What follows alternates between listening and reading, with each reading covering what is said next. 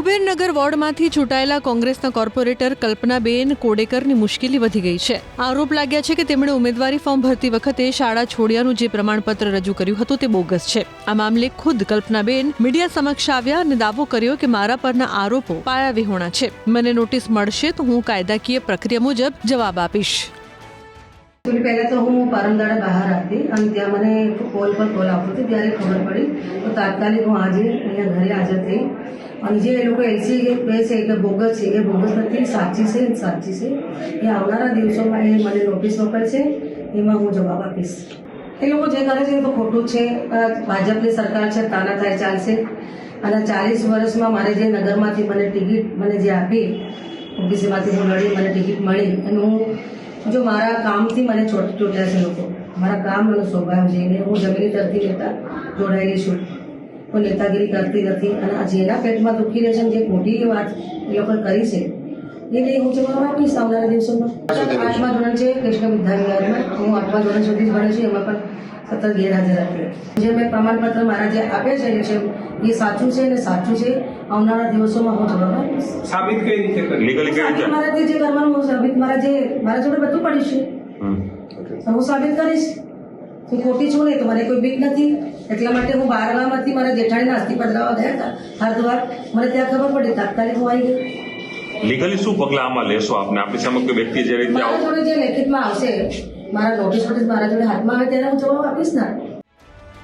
એક દિવસ પહેલા જ શિક્ષણ અધિકારીએ તપાસના આદેશ આપ્યા હતા। ડીઈઓની પ્રાથમિક તપાસમાં એવો ખુલાસો થયો છે કે શાળાનું એલસી રજૂ કરાયું છે તેના જીઆર નંબરની તપાસ કરતા ખોટી સહીઓ કરીને એલસી તૈયાર કરાયાની આશંકા છે।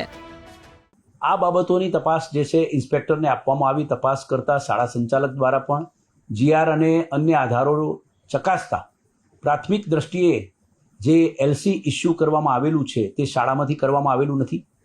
ડુપ્લિકેટ એલસી, બોગસ એલસી હોવાનું પ્રાથમિક દ્રષ્ટિએ સાબિત થતું હોય તેવું જણાય છે, જેને ધ્યાને લઈ આ તારણોને આધારે સદર શાળાના આચાર્ય અને સંચાલકને સદર કલ્પનાબેન સુરજભાઈ નવલેકરના વિરુદ્ધ પોલીસ ફરિયાદ દાખલ કરવા માટે સૂચના આપવામાં આવેલી છે।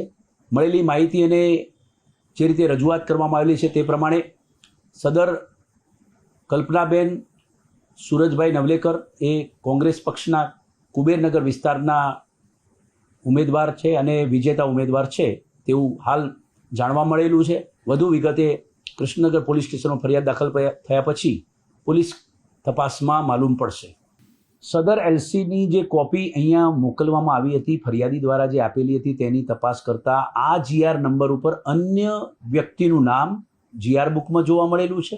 સાથે સાથે એલસી પણ અન્ય વિદ્યાર્થીનું જે એલસીનો નંબર છે 3194 એમાં પણ અન્ય નામના વ્યક્તિનું એલસી નીકળેલું હોય તેવું જોવા મળ્યું। એટલે કે પૂરેપૂરું જીઆરની ચકાસણી કરતા, એલસી બુકની ચકાસણી કરતા, જે તે વર્ષની ચકાસણી કરતા આવી કોઈ પણ વ્યક્તિ એ શાળામાં એ સમયે અભ્યાસ કરતી હોવાના કોઈ પુરાવા મળ્યા નથી। એટલે શાળા સંચાલક દ્વારા પણ આ પ્રકારનો રિપોર્ટ આપ્યો છે કે કલ્પનાબેન સુરજભાઈ નવલેકરનું આ નંબરનું જે એલસી અહીંયાથી ઇસ્યુ થયેલું છે તે અમારી શાળાનું છે નહીં। કોઈએ અમારી શાળાનું ડુપ્લિકેટ એલસી બનાવેલું હોય અને બોગસ સહીઓ કરેલી હોય તેવું માલુમ પડેલું છે એવું ઇન્સ્પેક્ટરના રિપોર્ટમાં પણ મળેલું છે।